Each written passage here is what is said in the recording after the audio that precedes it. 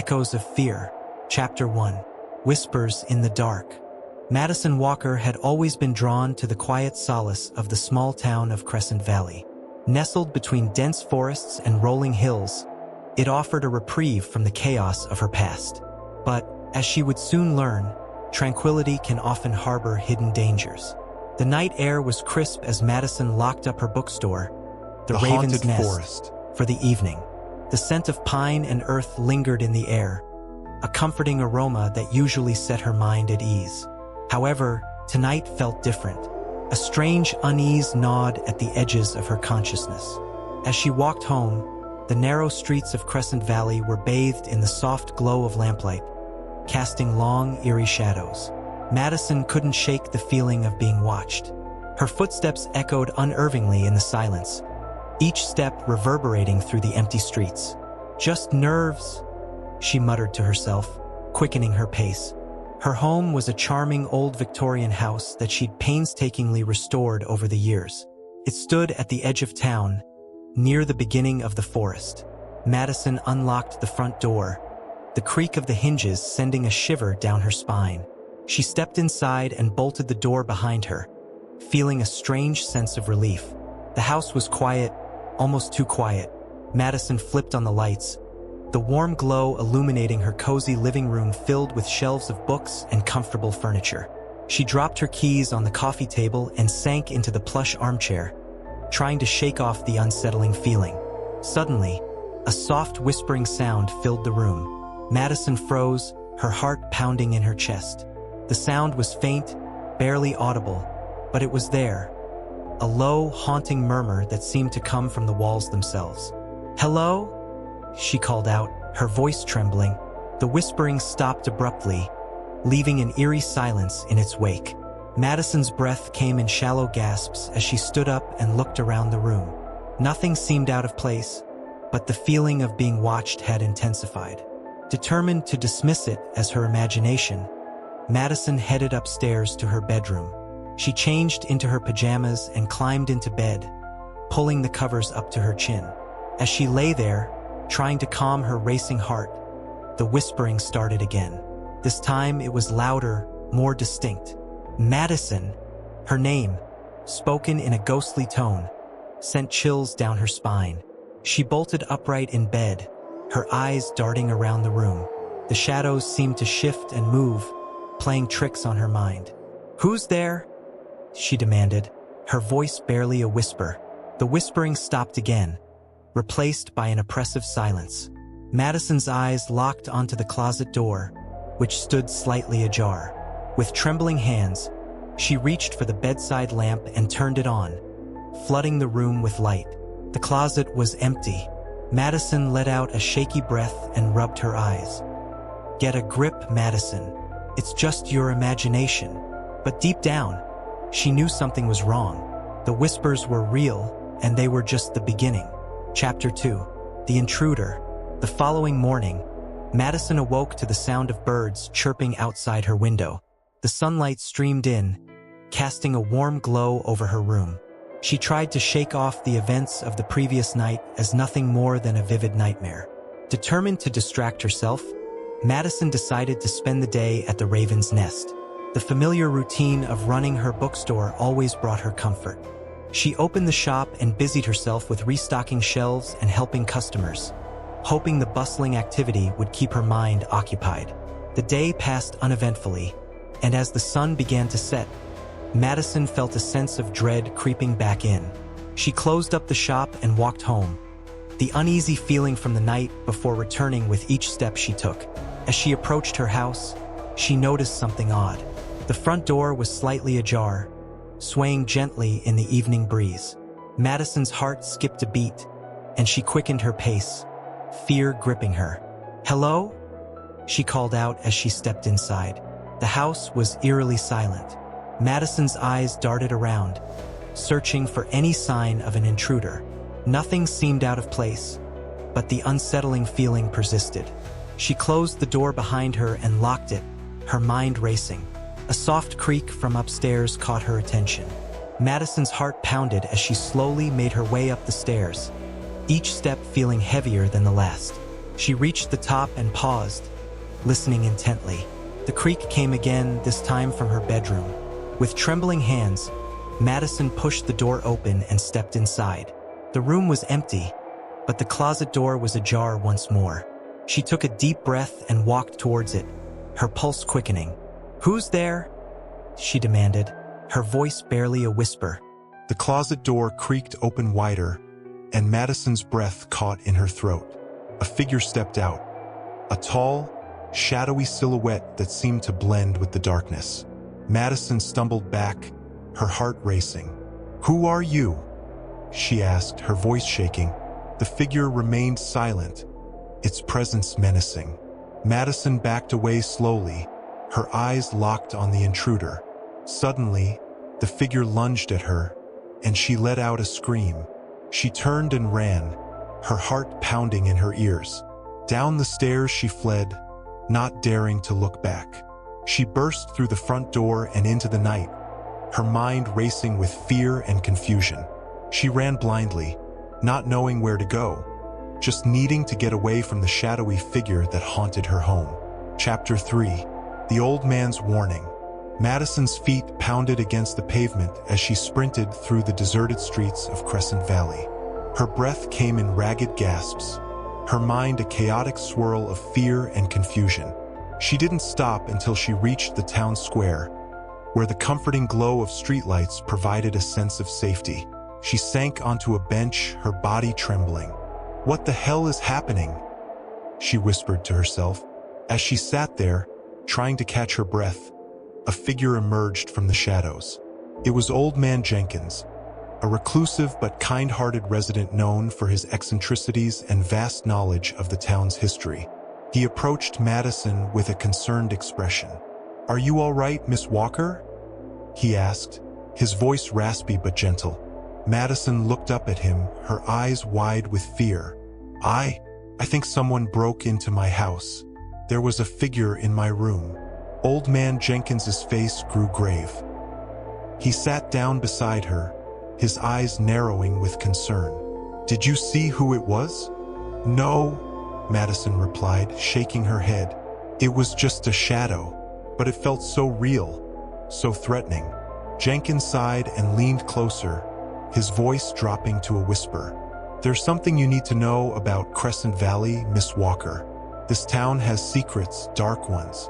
And your house, it's not just any house. It has a history." Madison's heart pounded even harder. "What do you mean?" "Your house was built by the Carver family over a century ago," Jenkins explained. "They were an influential family, but their legacy is shrouded in mystery and tragedy. Strange occurrences, disappearances, and whispers of a curse. People say the house is haunted." Madison felt a chill run down her spine. Haunted? By what? Jenkins looked around cautiously before continuing. "By the spirits of those who met untimely deaths within its walls. They say the Carvers practiced dark rituals, trying to commune with the dead. Some believe they succeeded." Madison's mind raced as she processed Jenkins's words. Could it be true? Was her house truly haunted by restless spirits? "I don't know if I believe in ghosts," she admitted, her voice shaky. "But something is definitely wrong. The whispers, the figure. It all feels so real." Jenkins nodded solemnly. "Whether you believe or not, the danger is real. You need to be careful. The spirits are drawn to fear, and they will exploit it." Madison's resolve hardened. She wasn't one to be easily frightened, and she wasn't about to let a ghost, or whatever it was, drive her out of her home. "What should I do?" Jenkins reached into his pocket and pulled out a small, worn book. "This might help. It's a journal written by Abigail Carver, the last of the Carver line. It details their rituals and the events that led to the house's haunting. Perhaps it holds the key to understanding and breaking the curse." Madison took the journal, her hands trembling. "Thank you, Mr. Jenkins. I'll read it tonight." Jenkins patted her shoulder reassuringly. "Be strong, Miss Walker, and remember, fear is their weapon. Don't let them win." Madison watched as the old man disappeared into the shadows, leaving her alone with the journal. She stood up, her mind made up. She would return to her house, face whatever was haunting it, and uncover the truth. Chapter 4. The Journal. Madison returned home with a mix of trepidation and determination. She bolted the door behind her, every creak and groan of the old house amplifying her anxiety. The journal felt heavy in her hands, a tangible connection to the dark past of her home. She settled into her armchair, the journal resting on her lap. The cover was worn and faded, but the pages inside were surprisingly well preserved. Taking a deep breath, Madison opened it to the first entry. October 13th, 1901. Father has grown increasingly obsessed with the afterlife. He believes he can commune with the dead, and his experiments have become more daring, more dangerous. I fear for our family's safety. The entry sent chills down Madison's spine. She turned the page and continued reading, each entry more disturbing than the last. The Carver family's descent into madness was chronicled in Abigail's neat handwriting, a harrowing tale of obsession and fear. November 21st, 1901. The whispers have started. At first, they were faint, like a distant echo, but now they are louder, more insistent. Father says it's the spirits trying to communicate, but I am not so sure. They seem malevolent, filled with anger and sorrow. Madison's heart pounded as she read on. The descriptions matched her own experiences, the whispers, the feeling of being watched. She flipped through the pages, searching for anything that might help her understand and combat the haunting. December 3rd, 1901. Father has performed another ritual. He believes he has opened a doorway to the spirit world. But something has gone wrong. The house feels different, colder, darker. The spirits are not at peace. They are trapped, angry, and they blame us. Madison's fingers trembled as she turned to the final entry. December 10th, 1901. I fear we are doomed. The spirits grow stronger every day, feeding on our fear. I can feel their presence, watching, waiting. Father is lost in his madness, and I am powerless to stop it. If anyone reads this, know that the only way to end the curse is to confront the spirits, to understand their pain, and to help them find peace. Madison closed the journal, her mind racing. The key to ending the haunting was to confront the spirits, to understand their pain and help them find peace. But how could she do that? She stood up and walked to the closet, the place where the figure had appeared. Taking a deep breath, she opened the door and stepped inside. The air was cold, and the darkness seemed to press in around her. Abigail Carver, she whispered, her voice trembling. I know you can hear me. I want to help you. Please, tell me what I need to do. For a moment, there was only silence.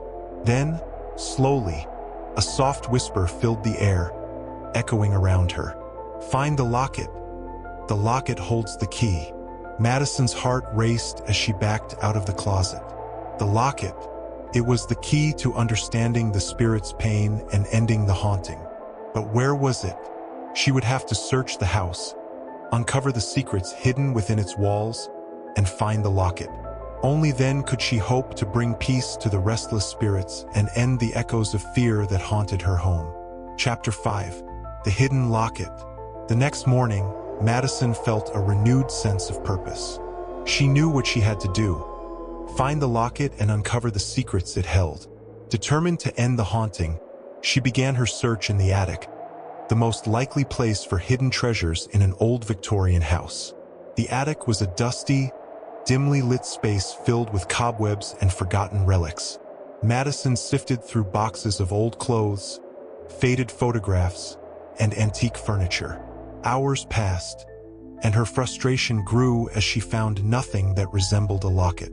As she was about to give up, Madison noticed a small, ornate chest tucked away in a corner.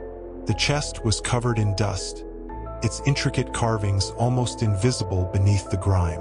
With trembling hands, she opened it, hoping it contained the elusive locket. Inside, she found a collection of trinkets and keepsakes. Her heart skipped a beat as she uncovered a small, tarnished locket nestled among the items. The locket was engraved with the initials AC, Abigail Carver. Madison carefully opened the locket, revealing two tiny portraits inside. One was of a young woman with striking features, undoubtedly Abigail, and the other was of a stern-looking man, presumably her father. There was also a small piece of parchment folded inside. She gently unfolded it, revealing a hastily scrawled note. To whoever finds this, know that the locket holds our family's secret. The spirits are bound by pain and sorrow. To free them, you must find the place where the ritual was performed. Only there can you offer them peace. Abigail Carver. Madison's mind raced as she processed the note. The place where the ritual was performed, that must be the key to ending the haunting. But where was it? She remembered the journal mentioned a specific room in the house that felt different, colder. It had to be the basement. With the locket and note in hand, Madison made her way down to the basement, her heart pounding with anticipation and fear. The basement was a dark, damp space with stone walls and a musty smell. As she descended the stairs, the temperature dropped noticeably, and the air grew thick with an oppressive energy. Madison shivered, clutching the locket tightly. In the center of the basement, she found a small, circular stone altar. It was covered in strange symbols and dried bloodstains, remnants of the dark rituals performed by the carvers. Madison felt a wave of nausea but forced herself to approach the altar. She placed the locket on the altar and took a deep breath. "Abigail, I have the locket. Tell me what I need to do to free the spirits." For a moment, there was only silence.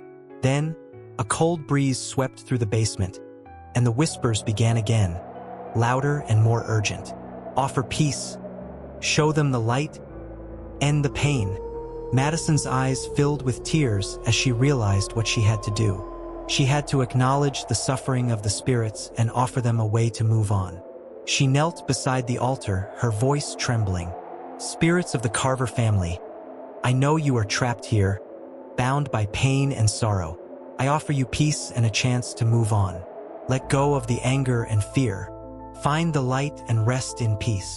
The air grew colder, and the whispers intensified, swirling around her. Madison closed her eyes, focusing on projecting calm and compassion. The basement seemed to pulse with a strange energy as the spirits responded to her plea. Suddenly, the oppressive energy lifted, and a sense of peace filled the room. The coldness dissipated, and the whispers faded into silence. Madison opened her eyes and saw the locket glowing softly on the altar. She picked up the locket, feeling a sense of relief and accomplishment. The spirits were finally at peace. The haunting was over. Chapter 6. Echoes of Resolution. Madison stood in the now quiet basement, the weight of the past days lifting from her shoulders. The locket in her hand felt warm, a sign that the spirits had accepted her offering of peace. She made her way back upstairs, feeling a strange sense of calm and resolution. The house, once filled with an eerie silence, now felt serene. The oppressive atmosphere had lifted, replaced by a tranquil stillness. Madison walked through each room, ensuring that the lingering presence of the Carver family's suffering had truly vanished. In the living room, she placed the locket on the mantel as a reminder of the journey she had taken and the spirits she had helped. It was a symbol of her courage and the history of her home, a history she now understood and respected. Over the next few days, Madison settled back into her routine, the terror of the haunting gradually fading into a distant memory. She continued to read Abigail Carver's journal, gaining a deeper appreciation for the young woman who had tried to protect her family and future residents of the house.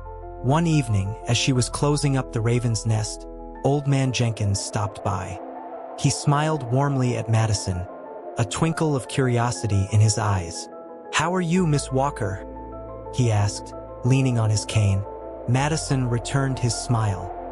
"I'm doing well, Mr. Jenkins. The house feels different now. Peaceful, even." Jenkins nodded, his eyes reflecting a mix of relief and pride. "You've done a great service, Madison. The Carver family can finally rest, thanks to you." Madison felt a sense of fulfillment. It wasn't easy, but I'm glad I could help. Thank you for your guidance. Jenkins tipped his hat. Anytime, Miss Walker. If you ever need anything, don't hesitate to ask. As Jenkins left, Madison looked around her bookstore, feeling a renewed sense of purpose. The ordeal had strengthened her, giving her a deeper connection to Crescent Valley and its history. Weeks turned into months, and the haunting became a story Madison shared with trusted friends and visitors to the Raven's Nest. The legend of the Carver family and the brave woman who ended their suffering became part of the town's lore, a testament to the resilience of Crescent Valley's residents. One day, while tidying up her living room, Madison found the locket glowing faintly. She picked it up, a smile playing on her lips. She knew the spirits were still watching over her, not in malice, but in gratitude. "Thank you, Abigail," Madison whispered, feeling a warm presence in the room. "Rest in peace." As she placed the locket back on the mantel, Madison felt a sense of closure. The echoes of fear had been silenced, replaced by echoes of peace and resolution. The house was no longer just a place of tragedy. It was a home filled with memories, both old and new. Madison Walker had found her place in Crescent Valley, and with it, a deeper understanding of the delicate balance between the past and the present.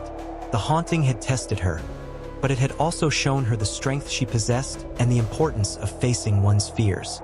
As the sun set over the tranquil town, Madison sat on her porch, sipping tea and watching the stars emerge.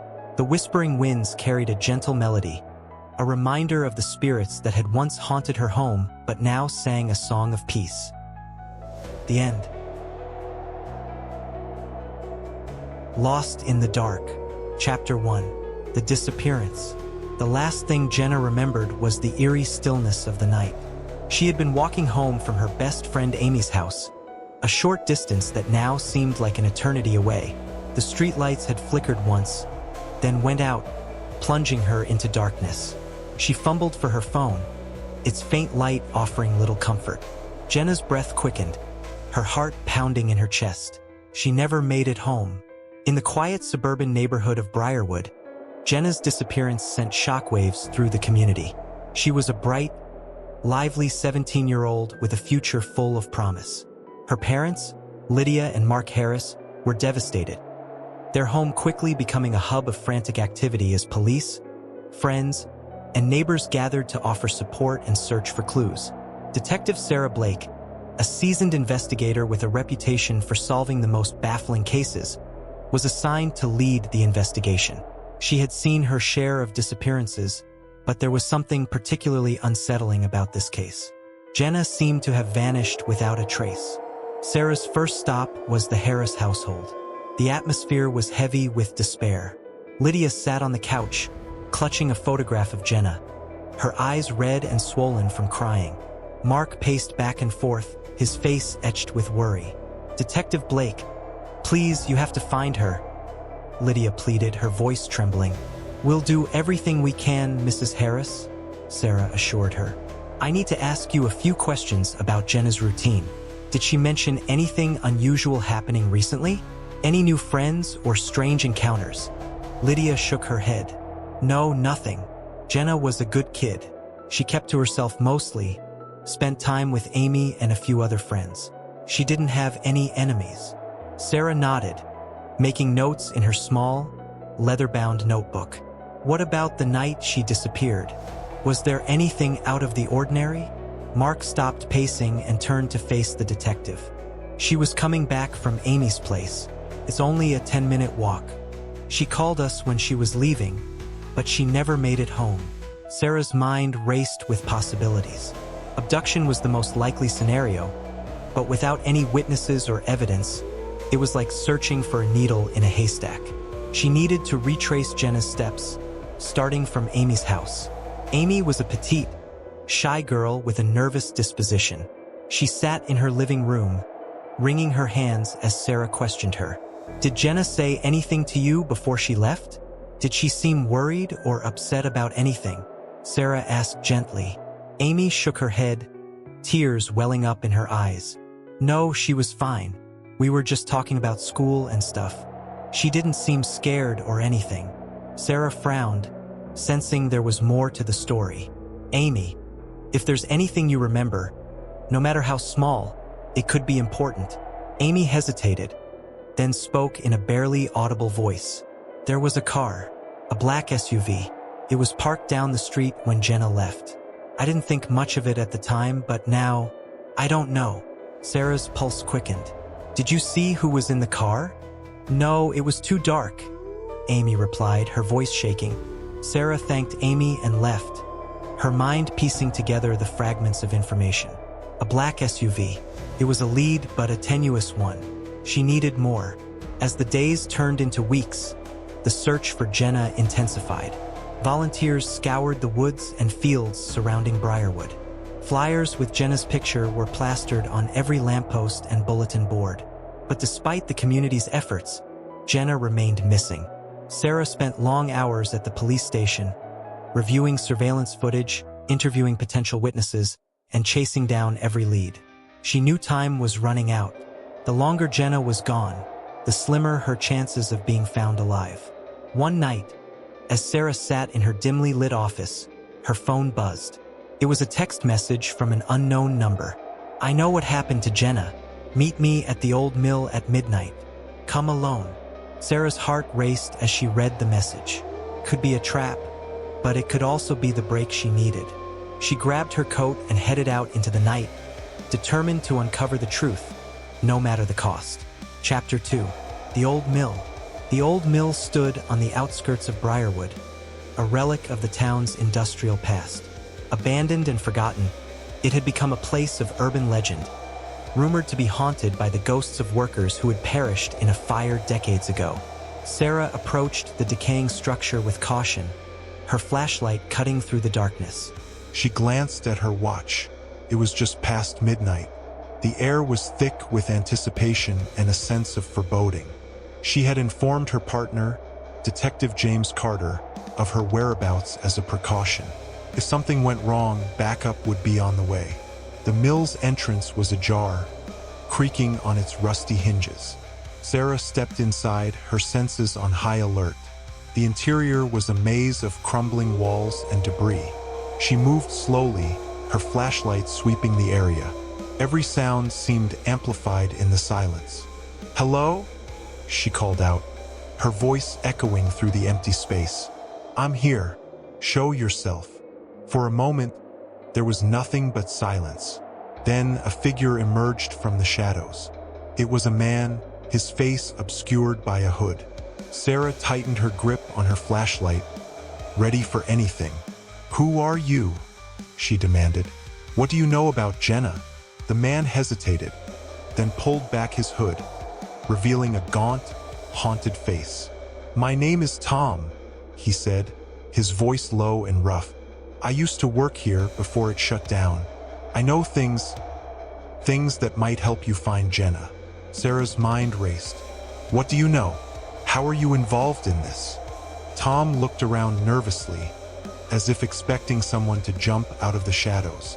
"I saw something that night," he said. "The night she disappeared. I was here trying to find a place to sleep. I saw a black SUV pull up. A man got out and he was dragging a girl. She was unconscious, I think. He took her inside the mill." Sarah's heart pounded. "Did you see his face? Do you know who he is?" Tom shook his head. "No, it was too dark, but I heard them talking. The man was on the phone, telling someone that he had the package. I didn't know what to do. I was scared." Sarah felt a surge of frustration. This was more than she had before, but it still wasn't enough. "Why didn't you come forward sooner?" she asked. "I was afraid," Tom admitted.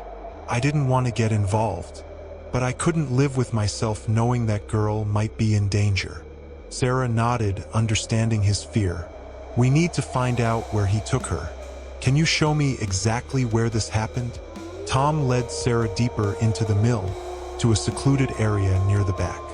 The walls were stained with years of neglect, and the air was thick with dust. Tom pointed to a spot on the floor, barely visible in the dim light. "This is where he was standing," Tom said. I hid over there, behind those crates. Sarah examined the area, looking for any signs that might have been missed. Her flashlight caught a glint of something metallic on the ground. She bent down and picked it up, a small silver charm bracelet.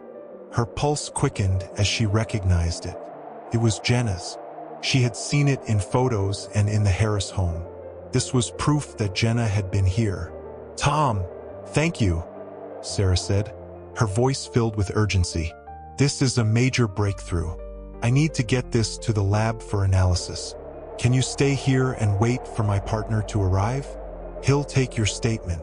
Tom nodded, relief evident on his face. "I can do that." Sarah hurried back to her car, clutching the bracelet like a lifeline. She called James, filling him in on the developments. They were closer than ever to finding Jenna, but the clock was still ticking. As she drove back to the station, her mind raced with possibilities. Who was the man in the SUV? What did he want with Jenna? And why the old mill? The answers were tantalizingly close, just out of reach. She would find Jenna. She had to. Chapter 3. Secrets Unraveled. The lab results came back faster than Sarah anticipated. The charm bracelet had traces of dirt and debris unique to a particular type of soil found in the outskirts of Briarwood. It was a small lead, but it pointed towards a specific area, the abandoned warehouses near the river. Detective James Carter met Sarah at the station, his face a mixture of hope and exhaustion. They had been working around the clock, and the strain was beginning to show. "Good work on the bracelet," James said, sipping his coffee. "We've got teams ready to search the warehouses." Sarah nodded, her mind focused on the task ahead. "Let's not waste any more time." They drove to the warehouse district, a desolate area that had long been forgotten by the town. The buildings loomed like silent sentinels, their windows broken and walls covered in graffiti. It was the perfect place to hide someone. The police teams fanned out, each taking a section of the area to search. Sarah and James moved cautiously through the warehouses, their flashlights cutting through the gloom. Every creak and rustle put them on edge. In the third warehouse, they found a makeshift camp. Blankets, food wrappers, and empty bottles littered the floor. Sarah's heart sank as she saw a notebook lying open on a crate. She picked it up, flipping through the pages. It was Jenna's diary. "James, look at this," Sarah said, showing him the notebook. "She was here." James read the entries over her shoulder, his expression grim. "She's been documenting her days. It looks like she's been here for at least a week." The entries were heartbreaking. Jenna had written about her fear, her hope that someone would find her, and her attempts to stay strong. But there was also a description of her captor, a man named Daniel. "Daniel," Sarah muttered. "We have a name." They continued searching, more determined than ever. As they reached the back of the warehouse, they found a trapdoor hidden beneath a pile of debris. Sarah's pulse quickened as she pried it open, revealing a set of stairs leading down into darkness. "James, cover me," Sarah said, descending the stairs. Her flashlight revealed a small underground room, its walls lined with old tools and machinery, and in the corner, chained to a pipe, was Jenna. "Jenna!" Sarah rushed to her side, her hands shaking as she fumbled with the lock. Jenna was unconscious, her face pale and bruised. Sarah's heart ached at the sight of her. James called for an ambulance as Sarah freed Jenna from her chains. They carried her up the stairs and out of the warehouse, relief flooding through them as they heard the distant wail of sirens. As the paramedics tended to Jenna, Sarah and James shared a look of triumph. They had found her, but their job wasn't over. They still had to find Daniel. Chapter 4. The Hunt for Daniel. Jenna was rushed to the hospital, where doctors worked to stabilize her. Sarah and James stayed close, waiting for any news on her condition. The minutes felt like hours, but finally, a doctor emerged with a tired smile. "She's going to be okay," he said. "She's weak and dehydrated, but there are no life-threatening injuries. She's a strong girl." Relief washed over Sarah. Can we see her? She's resting now, the doctor replied. But you can see her briefly. They entered Jenna's room quietly. She lay on the bed, her eyes closed, but as they approached, her eyelids fluttered open. She looked at them with a mix of fear and gratitude. "Detective Blake?" she whispered. "Yes, Jenna, it's me," Sarah said, taking her hand. "You're safe now." Jenna's eyes filled with tears. "Thank you. I thought no one would find me." "We'll always find you," Sarah promised. "Can you tell us anything about Daniel? Anything that might help us catch him?" Jenna nodded weakly. He talked about a cabin, somewhere remote. He said no one would ever find it. But I don't know where it is. Sarah's mind raced. A remote cabin. It was another clue, but still not enough to pinpoint a location. "We'll find him, Jenna. Just rest for now." As they left the hospital, Sarah and James discussed their next move. They had a name and a vague idea of a location, but they needed more. Back at the station, they compiled everything they knew about Daniel. He was meticulous, careful to leave no traces. But everyone made mistakes. Sarah pored over the diary, looking for any detail Jenna might have mentioned that could lead them to Daniel. It was in the last entry that she found it. Jenna had written about the sound of a train horn, faint but regular. It was a small detail, but it meant Daniel's cabin was near a train line. Sarah grabbed a map and marked the train lines that passed through the remote areas around Briarwood. There were only a few possibilities. "We need to check these areas," Sarah said to James. "He's out there somewhere." They divided the areas among their teams and set out, determined to find Daniel and bring him to justice. The search was arduous, the terrain challenging, but they pressed on. Finally, in a dense forested area miles from the nearest town, they found it, a small, weathered cabin. Sarah's heart pounded as they approached, their guns drawn. Inside, they found signs of recent activity, a fire still smoldering in the fireplace, food on the table. But Daniel was nowhere to be seen. They searched the area, fanning out into the woods. Hours passed, and just as the sun began to set, they heard it. The crack of a twig, the rustle of leaves. Sarah turned, her gun ready, and saw him. Daniel was trying to slip away, his eyes wide with fear. "Stop!" Sarah shouted. "You're surrounded. There's no way out." Daniel hesitated, then dropped to his knees, his hands raised in surrender. Relief and anger surged through Sarah as they cuffed him. It was over. Jenna was safe, and Daniel would face justice. As they led him away, Sarah looked back at the cabin. It was a place of nightmares, but it was also where Jenna's nightmare ended. They had found her in the dark, and now she could begin to heal. Chapter 5: Shadows of the Past. With Daniel in custody, the atmosphere in Briarwood began to shift from tension to a cautious sense of relief. The town's residents slowly resumed their daily routines, though the shadow of Jenna's ordeal lingered. Sarah and James, however, knew their work wasn't quite finished. Interrogating Daniel and uncovering his motives was crucial to ensuring there were no other victims or accomplices. Daniel sat in the small, stark interrogation room at the police station, his hands cuffed to the table. His demeanor was calm, almost smug, which unnerved Sarah. She and James had prepared extensively for this moment, knowing they had to break him quickly to prevent any more harm. Sarah began with a direct approach. "Why did you take Jenna, Daniel? What did you want with her?" Daniel's eyes flicked to Sarah, a small smile playing on his lips. "You wouldn't understand." "Try me," Sarah replied, her voice steady. He leaned back, his expression unreadable. "Jenna was special. She had a spark. I needed to see if she could survive, if she was strong enough." James's fists clenched at his sides, but he remained silent, letting Sarah lead. She leaned forward, her eyes locking onto Daniel's. "Strong enough for what? What were you planning?" Daniel shrugged. "It's not about planning. It's about testing limits, pushing boundaries." Sarah felt a chill run down her spine. This wasn't just about Jenna. It was about some twisted experiment in control and power. Who else have you tested, Daniel? Are there other victims? His smile widened, a dark gleam in his eyes. You'll have to find that out on your own, detective.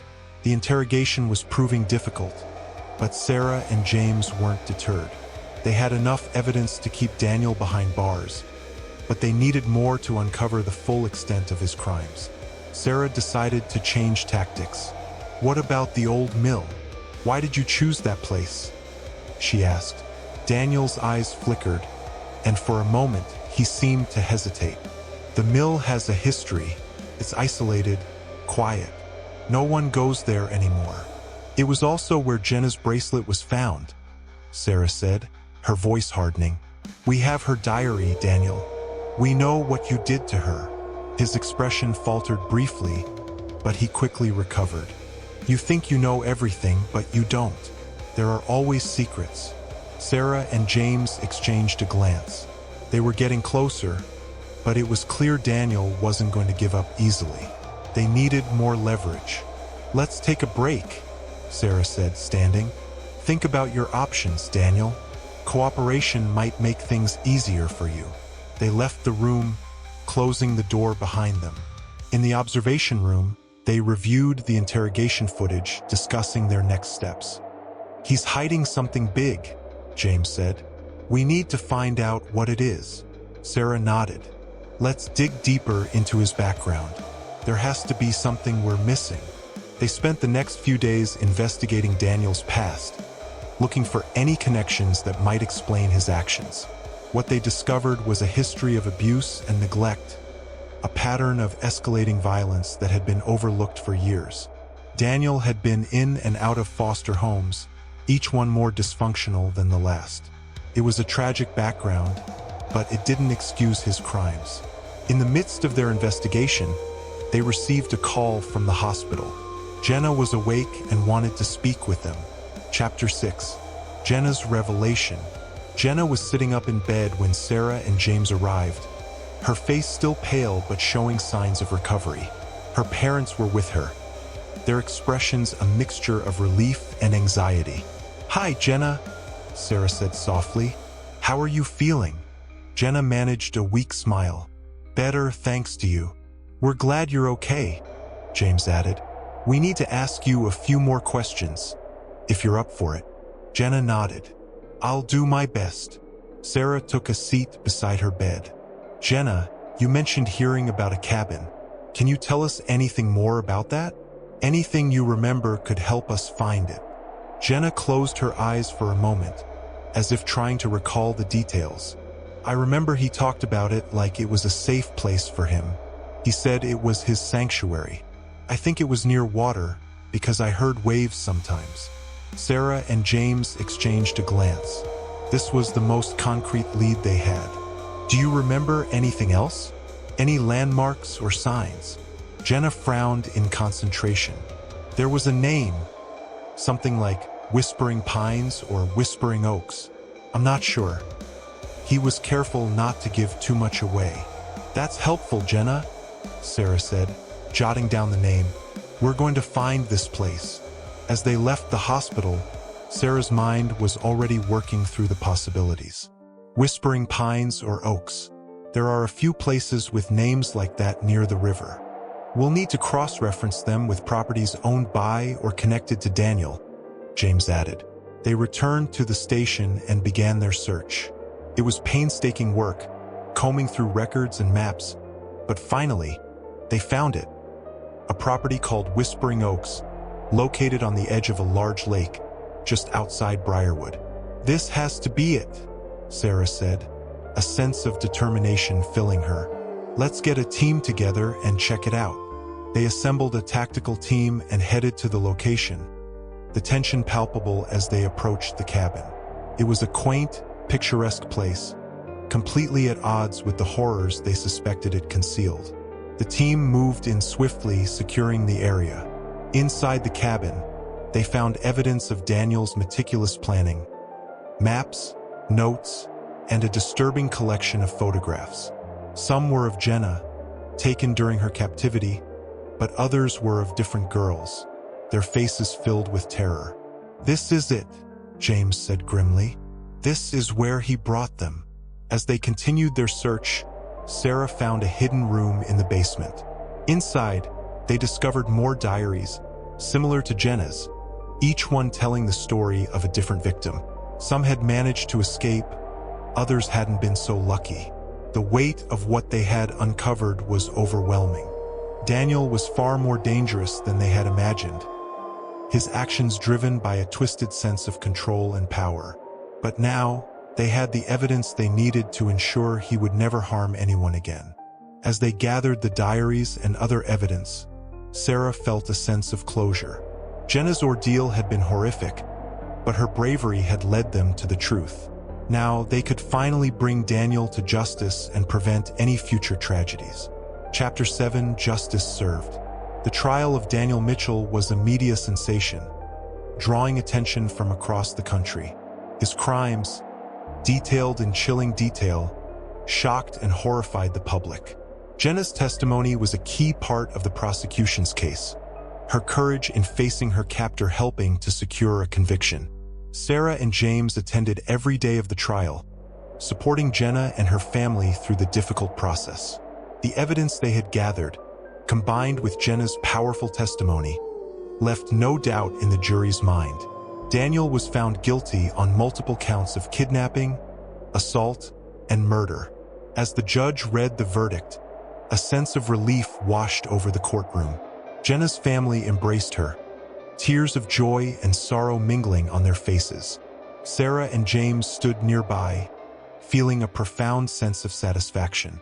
Justice had been served. In the weeks that followed, life in Briarwood began to return to normal. The town had been through a traumatic ordeal, but the strength and resilience of its residents shone through. Jenna continued her recovery, supported by her family, friends, and the community. Sarah and James remained close, their bond strengthened by the case. They knew there would be other challenges ahead, other cases to solve, but for now, they allowed themselves a moment of peace. One evening, as they sat in Sarah's office, James looked over at her. "We did good, Sarah. We saved her." Sarah nodded, a smile touching her lips. "Yes, we did, and we'll keep doing it, for as long as it takes." As they raised their glasses in a quiet toast, they knew that the darkness they had faced was only temporary. Together, they would continue to bring light to the shadows, one case at a time. The end. If you enjoyed our story, subscribe to our channel and turn on notifications.